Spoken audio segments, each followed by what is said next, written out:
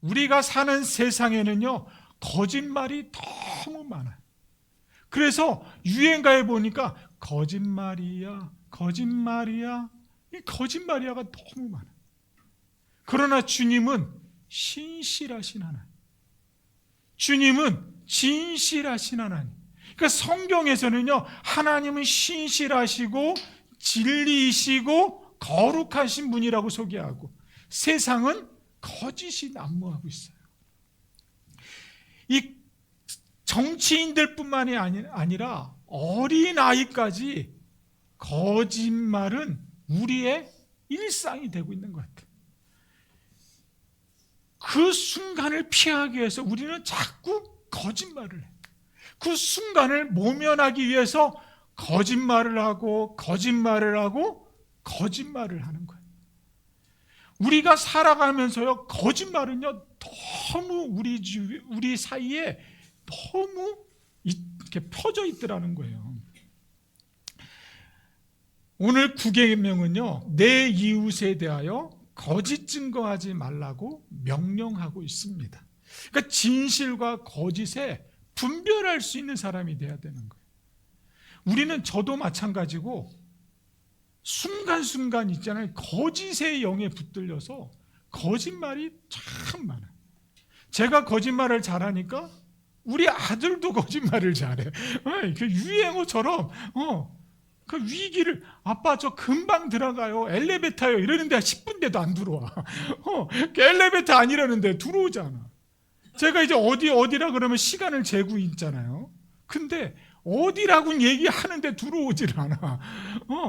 그 전화하면 또 전화도 안 받아. 그러고 금방 또 전화 와서 자기가 잘 못 받았대나, 벨소리가 안 들렸대나 막 이래요. 우리는 내 삶의 이 거짓말이 그냥 난무예요, 그냥.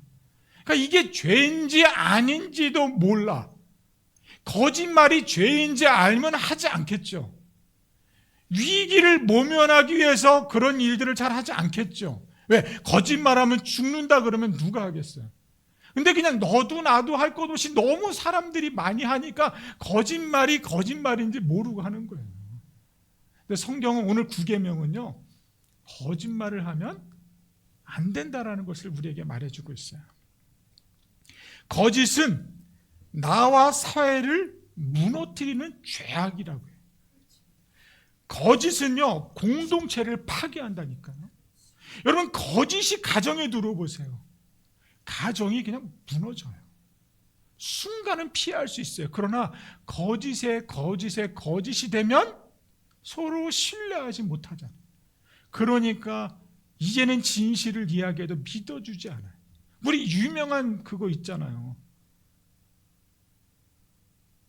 그 동화 이야기, 늑대소년, 양치기 소년, 양치기 소년. 뭐 이제 가이드 있어요, 그거. 있어.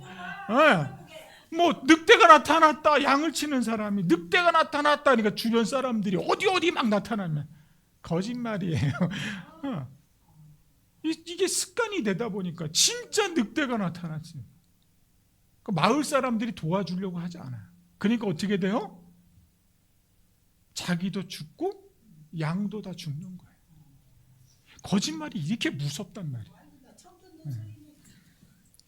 우리말 사전에 보면 이 증인이란 말을 어떻게 표현하고 있냐면, 증인이란 소송 당사자는 아니지만 법원이나 법관의 신문에 대해서 자기가 듣고 본 것을 사실대로 이야기하는 사람이 증인이에요. 어떤 사실을 증명할 수 있는 사람, 그게 증인이에요. 증인은 보증할 수 있는 사람이란 말이에요. 그러니까 법정에서 증인을 세운 사람은 사실을 말해야 돼요. 진실을 말해야 돼요. 그 선서를 하는 거예요. 나 누구누구는 사실을 말할 것을 법관과 여러분들 앞에서 맹세합니다, 이러네. 오늘 9계명은요, 법정에서 거짓 증언을 하지 말라는 거예요. 거짓 증언인데 누구 앞에서 거짓 증언하지 말하면 내 이웃에 거짓 증언하지 말라고 이야기하고 있어요. 여기 히브리서에서요. 여기서 증거하다로 번역된 히브리어는요. 아나라는 말을 쓰고 있어요. 그러니까 보통 대답하다라는 의미를 갖고 있어요. 근데 그러나 아나와 이 배가 이 결합이 돼서 쓰이면 아나배라는 말을 사용하면 특정인을 변호하거나 혹은 반대하기 위해서 재판장에 서서 증거하다, 증인이 되다 말로 바뀌어져요. 그렇게 돼. 그러니까 증인이 재판관 앞에서 증언하는 행위를 말하고 있는 거예요. 냉장고에서 내 우유 누가 먹었어? 다 안 먹었다 그래. 그럼 이은서 네가 증인서. 오빠가 먹었어 안 먹었어 이럴 때 은서가 증인이 돼서 먹었다고 하면 오빠한테 이상하고 안 먹었다고 하니 또 엄마한테 혼날 것 같고 이러면 엄마 중간에서 막 어떻게 해야 돼? 그럴 때는 모르겠습니다 해야 돼요? 위증하는 거야. 위증하면 잘못을 안 했지만 위증하는 사람이 그 죄를 뒤집어 쓰게 돼 있어요. 그래서 증인은 아무나 증인을 쓰면 문 닫는 거 봐. 자기 이름 나오니까 문 닫어. 이게 증인은 그래서 증인이 되게 중요해요. 재판관이 없던 고대 이스라엘에는요, 대부분의 소송은 마을의 그 큰 문 앞에서 아니면 성소에 모여서 재판을 했습니다. 이때 재판에서 증인이 진실을 증언하면 사람을 살릴 수가 있는 거예요. 그러니까 증인이 사실을 말하면 사람을 살릴 수가 있어요. 그러나 거짓을 증언하면 동족이 죽을 수가 있는 거예요. 그러니까 사람이 죽을 수도 있는 거예요. 그러니까 증인이 그렇게 중요하단 말이에요. 증인이 그렇게 중요했기 때문에 거짓 증언이 드러날 경우에는 자신이 그 죄를 뒤집어 쓰게 되어 있어요.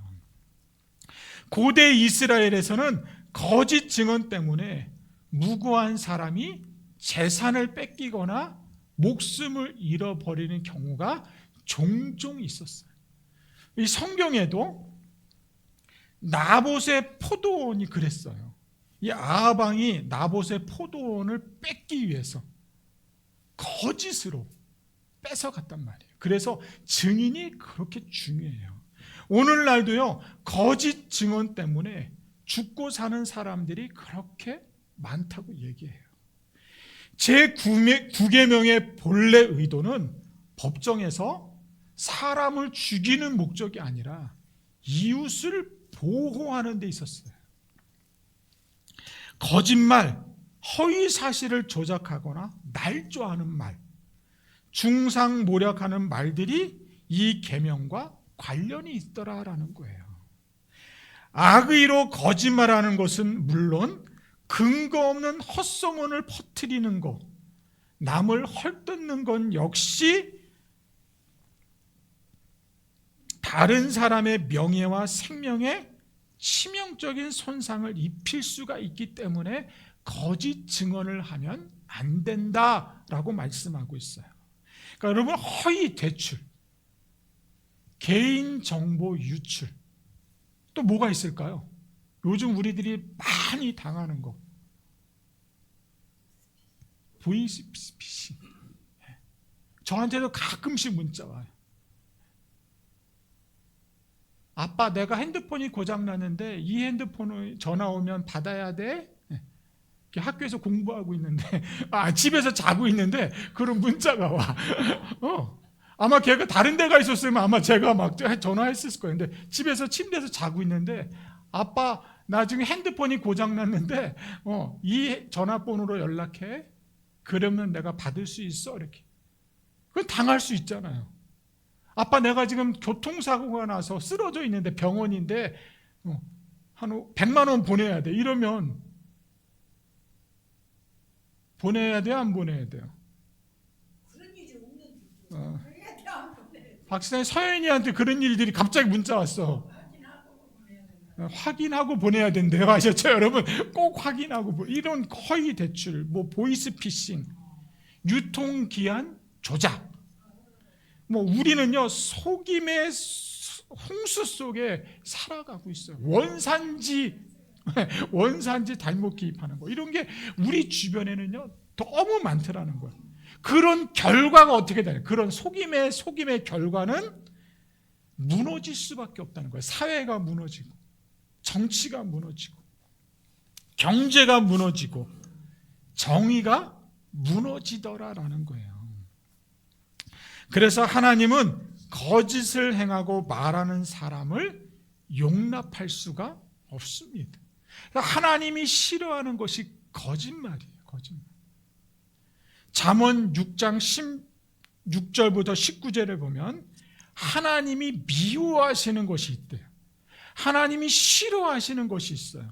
그 마음에 싫어하는 것이 7이 된다는 거예요. 7.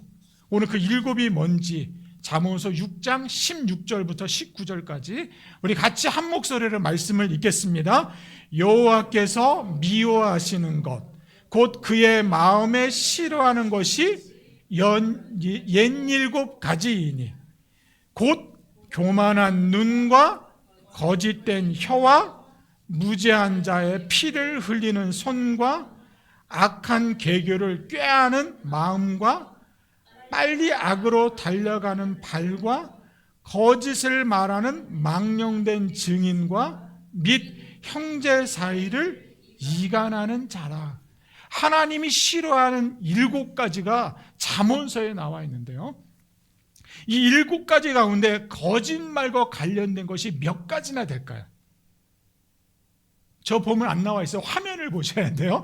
하나님이 싫어하는 것이 있는데 거짓말은 물론이고, 그러니까 7가지인데 거짓말과 관련된 것이 있어요. 몇 가지일까요? 제 얼굴은 해답이 없고 성경에 있다니까요. 성경을 읽어보시면서 거짓말과 관련된 거 3가지를 한번 찾아보세요. 숨은 그림 찾기. 은서 내이다 돌아가요 지금. 거짓말과 관련된 거. 17절에 보니까 거짓된 혀, 19절에 보니까 거짓을 말하는 망령된 증인, 19절에 보니까 형제 사이를 이간하는 거예요. 그러니까 3가지나 나와요. 그러니까 하나님은 거짓말을 싫어하시고 미워하신다라는 것을 우리가 알 수 있어요. 우리는 너무 쉽게 거짓말을 하지만 하나님은 거짓말을 너무너무 싫어하신다라는 거예요. 그럼 거짓말은 물론이고요, 진실을 말해야 할 순간에 침묵을 하는 것도 죄라고 설명하고 있어요. 침묵의 거짓말로서 제9계명을 위반하는 행위를 말하는 거예요. 진실을 말해야 하는 순간에 입술을 꽉 다물고 있어. 이것도 침묵의 거짓말의 일종이에요. 법정에 증인으로 불려간 사람들 가운데 어떤 사람은요 위협을 받아요.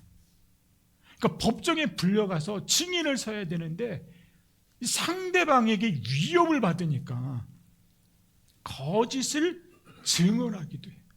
그래서 잘못이 없는 사람이 죄를 뒤집어 쓰기, 그러니까 거짓 증인을 하는 사람들이 있더라는 거예요.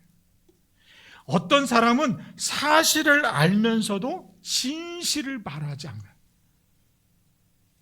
진실을 말하지 않아요. 우리 자녀들도요, 제 앞에서는 진실을 말하지 않아요. 입을 딱 다물고 있어요. 제가 딱 나가면 아빠가 그랬어요, 엄마 아까 다 그렇게 얘기해요. 그때가 침묵을 하고 있어요. 침묵. 때로는요 귀찮아서, 나하고 상관없는 일이니까 침묵을 할 때가 많아요. 그 사건에 관련되고 싶지 않으니까 침묵하는 거예요. 모른다고 하는 경우가 많더라는 거죠. 또 하나는 보복이 두려워서, 증인 잘못 썼다가 보복이 두려워서 침묵하는 경우도 많아요.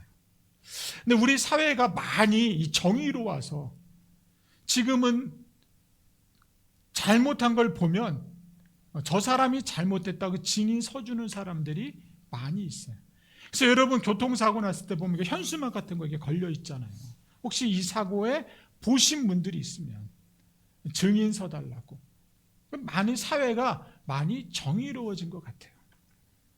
그런데 증인 잘못 써서 보복 당할까 봐 침묵하는 경우도 많이 있더라라는 거죠.